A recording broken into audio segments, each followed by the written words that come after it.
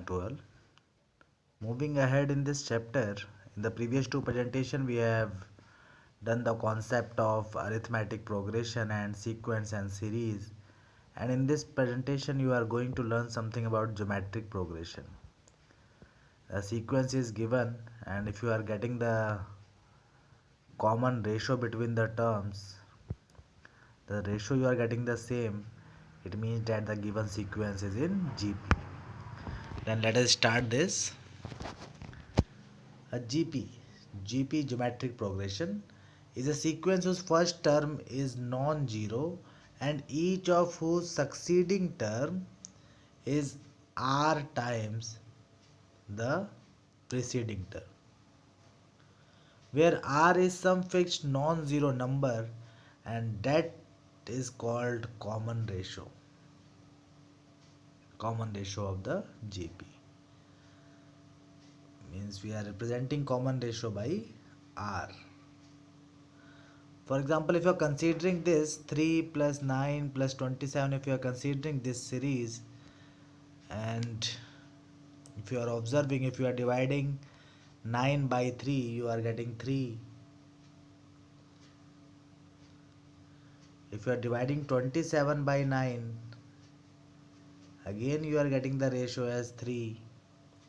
And if you are taking the ratio of 81 and 27, then again you are getting 3. It means that the common ratio you are getting 3 here. Nth term and sum to n term.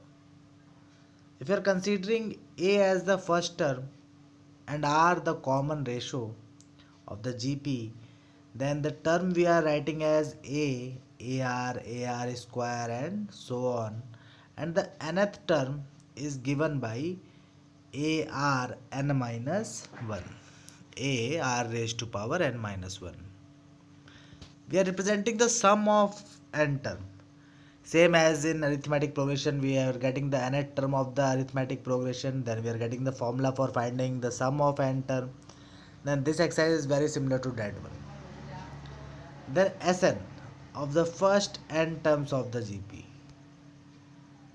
Then the sum of n terms of the GP you are getting as these two formula you are getting. Sn you are taking A into 1 minus r raised to power n upon 1 minus r. If in the series, if you are getting the value of r less than 1, and if you are getting the value of r greater than 1, means the common ratio is greater than 1, then we are using Sn is equal to A into r raised to power n minus 1 upon r minus 1. And if you are getting the common ratio as 1, it means that the sum is the nth term. And this one is the sum of infinite terms of a GP. If infinite terms you are getting and that series is in GP, then the sum of that infinite terms you are getting as A upon 1 minus R.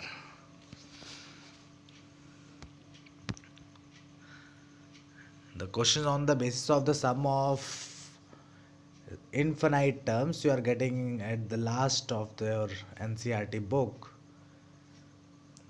Here we have, if all the terms of a GP are multiplied, if all the terms of a GP are multiplied or divide by same or non-zero constant, then the resulting sequence is a GP. The resulting sequence is a GP with the same common ratio. These points you have to remember when you are solving the questions. Use these concepts, easily you are getting the solution. The reciprocal terms of a given GP form a GP.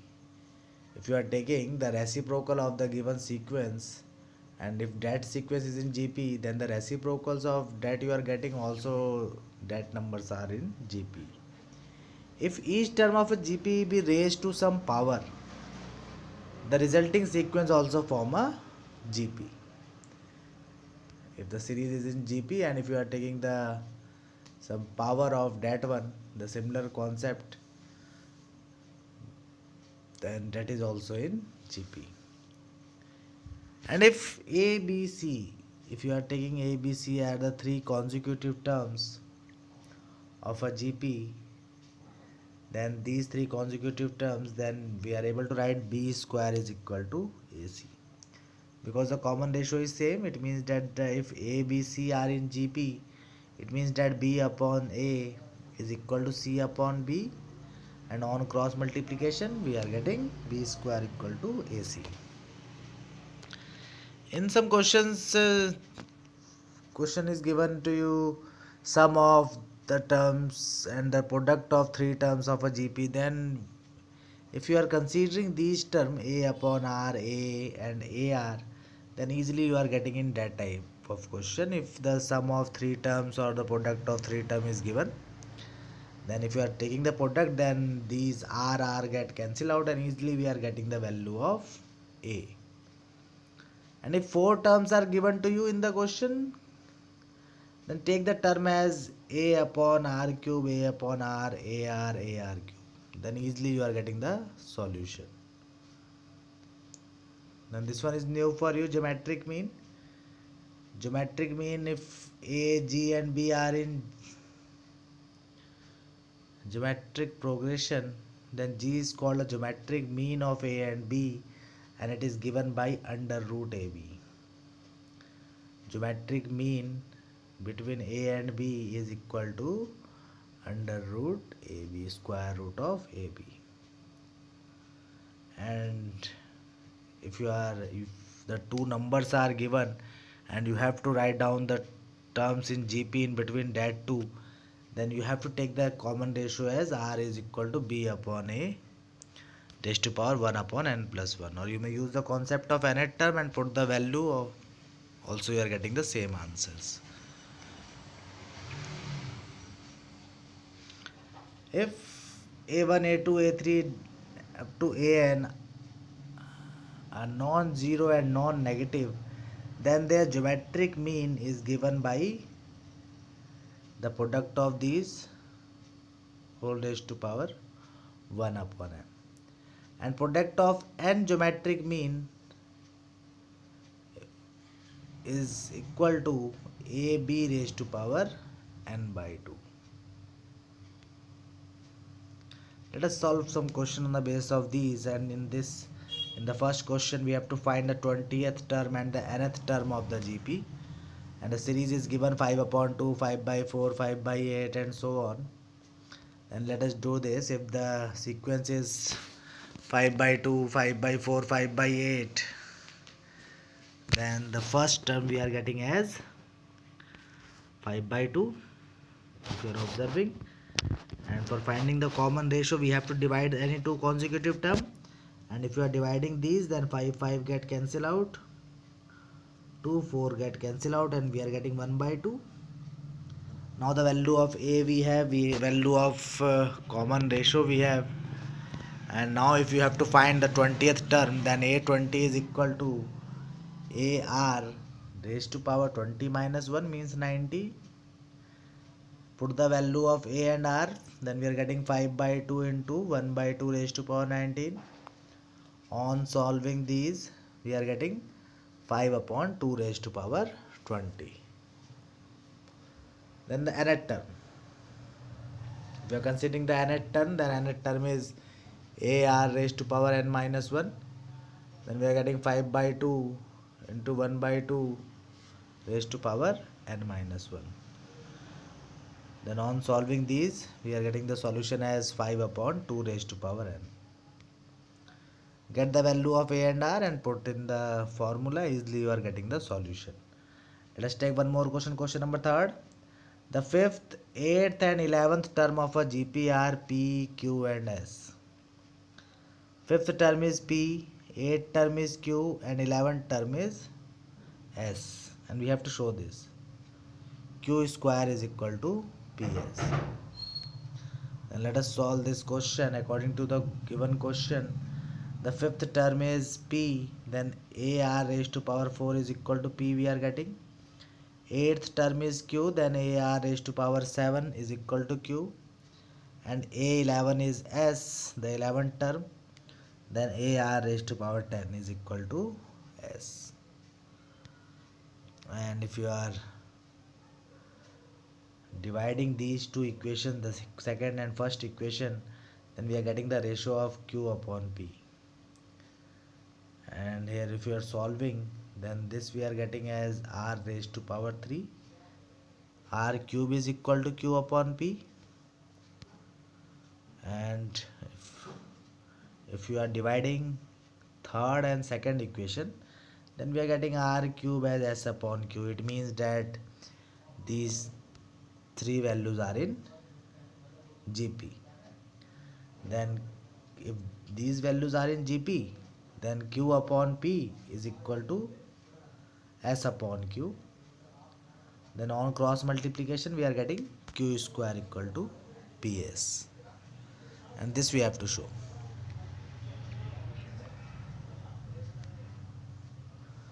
Let us solve one more question here. For what value of x the number, these three numbers are in gp? This is given, these three values are in gp, and what we know, if a, b, c are in gp, it means that the common ratio between a and b is equal to the common ratio between b and c, or we may use the direct concept as b square equal to ac. And here if we are taking the common ratio, then the common ratio between the first two terms we are getting as minus 7x upon 2, and the last two terms we are getting as minus 7 upon 2x. And if you are keeping these two common ratios equal, because the terms are in gp, then we are getting x square is equal to minus 2 into 7 upon minus 2 into 7, and this we are getting as 1. Then the x equal to, we are getting square root of 1, that is x is equal to plus minus 1. The value of x we are getting as plus minus 1. Then the given numbers will be in gp.